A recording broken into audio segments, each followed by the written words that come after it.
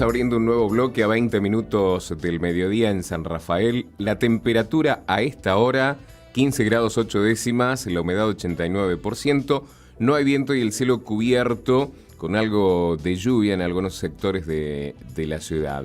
Bueno, vamos a hablar ahora de un tema del cual se habla durante todo el año, pero siempre en esta época, en la época de verano, cuando viene por allí el tema de la problemática de la exposición al sol, se hace hincapié mucho más que tiene que ver con el cáncer de piel y puntualmente el melanoma. Nos encontramos los otros días con un artículo en diario La Nación que realmente impactaba por el título. Dice: alerta melanoma, mueren 10 personas por semana en el país. Según las últimas cifras oficiales, fueron 550 personas las que fallecieron en un año a raíz de este tipo de cáncer de piel. Entonces, esto realmente, genera un poco de preocupación a partir de estas estadísticas. Nosotros vamos a compartir ahora este espacio con la doctora Avelina Merino, que es dermatóloga y que ha venido a charlar con nosotros precisamente de todo esto. Doctora, ¿cómo le va? Buenos días, muchas gracias por acompañarnos. Hola, buen día, ¿cómo están? Muchas gracias por la invitación. Bueno, ¿esto es así? ¿Son estadísticas preocupantes estas que se están reflejando? Sí, se ha visto en los últimos 10 años un aumento de la incidencia del melanoma. Hay también un aumento del diagnóstico precoz del melanoma, el melanoma localmente, el melanoma in situ, que está como encapsulado y se limita a la piel, que eso es muy bueno, pero también hay que saber que el melanoma es el cáncer de piel que estadísticamente es el que tiene mayor mortalidad, morbilidad. Es el que, además de que nosotros vemos una lesión en la piel, ya puede invadir rápidamente y dar metástasis, ir hacia otros órganos. Y sí, corresponde a aproximadamente, según también estadísticas internacionales, todo, a un 80-90% de las causas de muerte por cáncer de piel. No es el más frecuente, el pronóstico es todo lo contrario y eso, pero este es muy agresivo, por eso el diagnóstico precoz es muy importante. Bueno, ¿cómo digamos, hacer la prevención correcta? ¿Cómo se detecta el melanoma? Muchas veces puede surgir de nuevo, es decir, aparecer una lesión en la piel, una mancha. Cuando hablamos de melanoma, mela significa negro, oma de tumor, como un tumor negro. Esto se ve en la mayoría de los casos, pero no siempre es así. Hay una variante no tan frecuente que es el melanoma melanótico, que puede ser rosado, puede aparecer como un rosado que sangra, pero es algo diferente en nuestro cuerpo y nos llama la atención. La piel es el órgano más extenso en el ser humano y tenemos la posibilidad, a diferencia de otros tipos de cáncer, que podemos hacer el autoexamen, que el paciente, prestando cierta atención a los lunares de su cuerpo, a una mancha nueva que aparece, ir antes a la consulta y tener un diagnóstico precoz y un pronóstico totalmente diferente que lleve, digamos, a lo que estamos hablando ahora de ese título de la mortalidad. Podemos ver una mancha que sea, por ejemplo, rojiza o pigmentada, que va cambiando en lo que es el color. Vemos que ya no es simétrica, tiene bordes irregulares, tiene tendencia a sangrar y que va creciendo en el tiempo. Esto lo podemos también ver sobre lunares, que son los nebus atípicos o displásicos, que ciertos melanomas pueden aparecer sobre lunares persistentes que se podría decir que malignizan, que se vuelven malos, que son los nebus atípicos.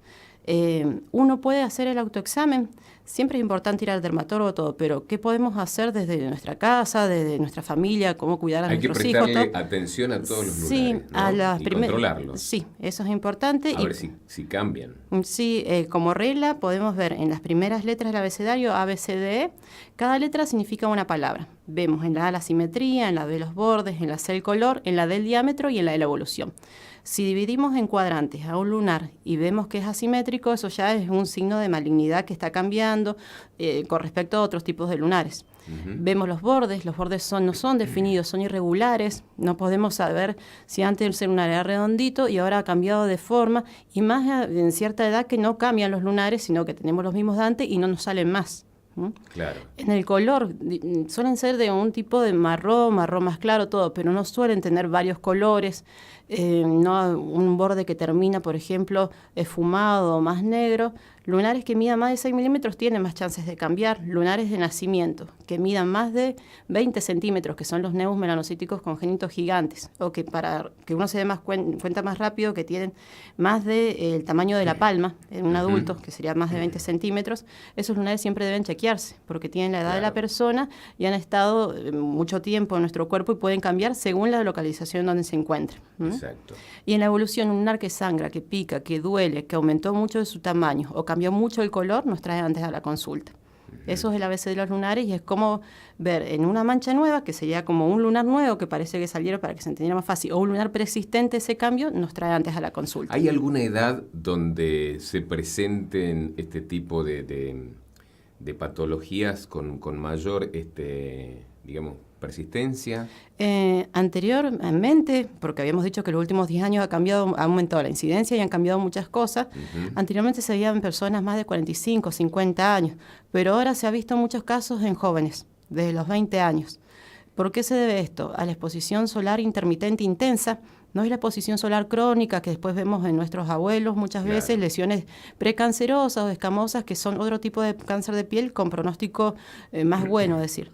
Eso, y en personas que tengan un fototipo tipo 1, tipo 2, que son de tez clara, son personas que tienen ojos claros, los que solemos decir a veces pelirrojos, siempre se ponen rojos, no se broncean, sufren más quemaduras y tienen más chances, según también la parte genética, que ese lunar cambie o que aparezca una lesión que puede ser después un melanoma.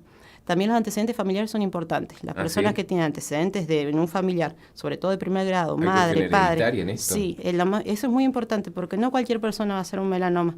Hay un factor de la parte genética y después toda la parte ambiental que decimos de prevención de la radiación ultravioleta, las quemaduras, todo. Que en una persona con lunares o que tiene esa predisposición de su ADN, de su genoma, de hacer un melanoma. Ya hay mutaciones puntuales, que esas son las terapias dianas después en tratamiento en el melanoma metastásico, que apuntan a la mutación puntual de ciertos genes. Genes que han mutado, que son oncogenes promotores de tumores y genes supresores que nos cuidan de los tumores.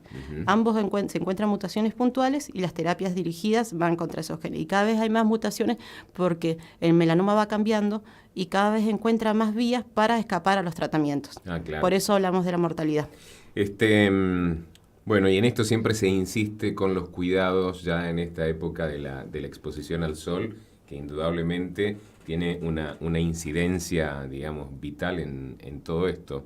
Pero, bueno, también hay cuestiones críticas en cuanto a la prevención por ahí en los más chiquitos, porque por ahí las familias cuando todavía tienen el control del niño, bueno, las mamás les ponen el protector solar y todo, pero cuando el nene se hace un poquito más grande y ya va solo a la pileta y ya es un poco más difícil controlarlo, ponerle el protector solar, ¿cómo debería actuar en ese caso la familia? Porque es una etapa crítica. Obviamente después esa persona cuando se hace un poquito más grande ya toma conciencia, pero hay una brecha que es complicada, ¿no? Sí. En los chicos. Lo que se hace ahora es mucho hincapié en lo que vos comentabas recién, en la primera infancia, la niñez, que si los niños vayan tomando hábitos saludables, que los padres les vayan enseñando, entonces ya solitos van adquiriendo esas conductas de cuidarse en los horarios en donde el sol es más dañino para nosotros, sobre todo lo que es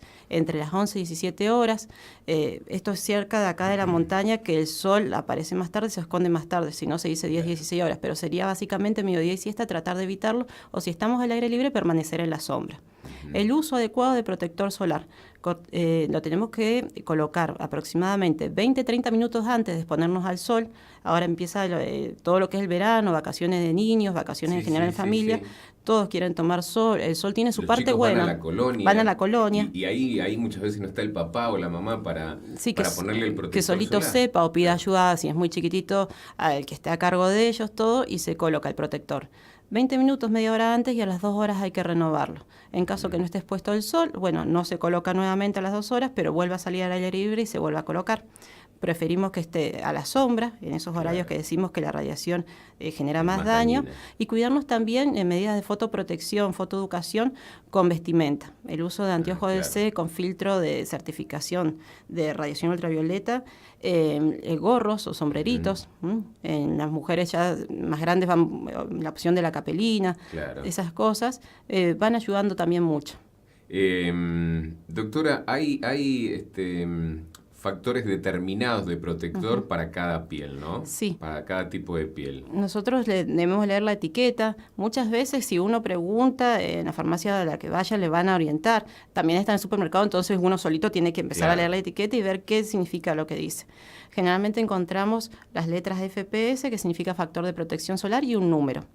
Ese número indica la protección que va a tener. Protectores de 15 realmente no sirven, no están sirviendo de protección, por más que lo volvamos a aplicar a las 2 horas. Es muy poco. Es muy poquitito, ya no existen de 10, no se ven en el mercado, se van retirando, existen desde 30, que desde 30 van generando una protección, y después de 50 y más en adelante. Los protectores de 50 tienen protección ya muy alta.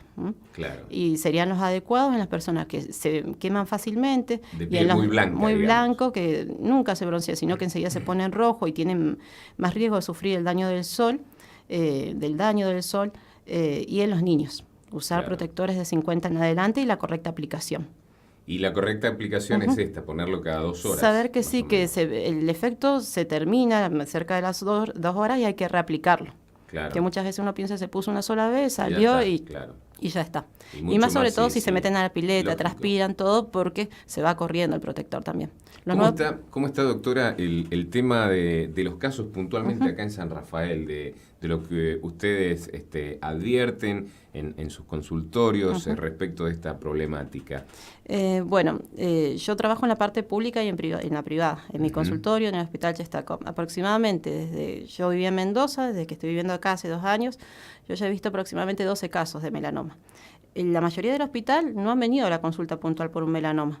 Hay casos puntuales de personas jóvenes, una chica de aproximadamente 18 años, otra persona de 30 años que tenía como comorbilidad, por ejemplo, una inmunosupresión, un HIV. Eso es importante recalcar, que las personas que han tenido, que se dicen una inmunosupresión, entran en un grupo que son pacientes, por ejemplo, con HIV tienen más riesgo, pacientes oncológicos que, por ejemplo, han hecho quimioterapia por un cáncer de pulmón, todo tiene también el riesgo de que en todo su tratamiento y la parte genética, que puedan presentar también un melanoma siempre, o otro tumor de piel menos agresivo. Lo más común es que presente otro tumor menos agresivo, que se hacen los chequeos de piel también. Y las personas trasplantadas, porque el tratamiento para no rechazar el órgano que ha sido trasplantado, reciben muchos inmunosupresores. Entonces, como que bajan las defensas y pueden presentar también cáncer de piel. No es lo más común un melanoma, pero pueden presentar cáncer de piel escamoso, vasocelular, que con cirugía ya el tratamiento es curativo. Seguro. O sea que no todos los cánceres de piel son melanoma. Melanoma es un tipo de cáncer. Es de todos el más agresivo. El más agresivo, no tan frecuente, pero justamente como es el que puede irse a otros órganos, dar metástasis y en sí afectar la vida del paciente, que hablamos de lo que es la mortalidad, es el que más debemos estar, digamos, atentos, o ante la sospecha ya tomar cierta conducta. ¿Esto cómo se detecta? ¿A través de análisis, de biopsias? Sí, nosotros vemos una lesión sospechosa, decíamos una mancha que ha cambiado de color o algo. En el examen nosotros vemos todos los lunares. Muchas veces, como decían en los casos en el hospital que no ha consultado, muchos casos no han estado al acceso del paciente a verse los lunares en la espalda. Claro, los lunares. Uno ve todos sus tipos de lunares, todos lunares marrones, bordes regulares, y un lunar que el aspecto ya, si lo mirara también otra persona que no se dedica a dermatología, lo ve feo. Lo ve, por ejemplo, más oscuro, más grande que el tamaño normal de su lunar, y el color también diferente, incluso a veces sangrando. Que ya tenga sangrado y tenga cierta superficie, como ya de crecimiento vertical, melanoma nodular, no es bueno. Y siempre se saca y no se saca un pedacito de la lesión, se saca entera, con un poquito de margen de piel normal. Eso se manda a analizar, sospechando ya se sospecha, pero siempre el diagnóstico es con la biopsia. Claro. La biopsia de piel es sacar el pedazo de piel donde tenemos la lesión con borde de piel sana, y ahí nos va a decir el grado de malignidad del tumor, que hay un informe muy completo, que esto es el tratamiento multidisciplinario. Los anátomos patólogos contribuyen al diagnóstico, contactamos con oncología, en el caso de que sea la invasión más profunda, toda la lesión, y está el equipo de todo lo que es psiquiatría, los médicos que van a hacer, por ejemplo, radioterapia, es todo. Y siempre el control también con el dermatólogo, porque el paciente, si se curaba solamente con cirugía o después de una quimioterapia ya está, puede volver a hacer otro melanoma. Las dos alternativas de tratamiento, cirugía por un lado y después el tratamiento oncológico. Todo. Son todos tratamientos que se van viendo. Y esa persona puede estar en control después de los 3-6 meses, y después, si el riesgo no ha vuelto ninguna lesión sobre la cicatriz ni en ningún otro lado, se suele hacer una vez al año. después de los 2 años.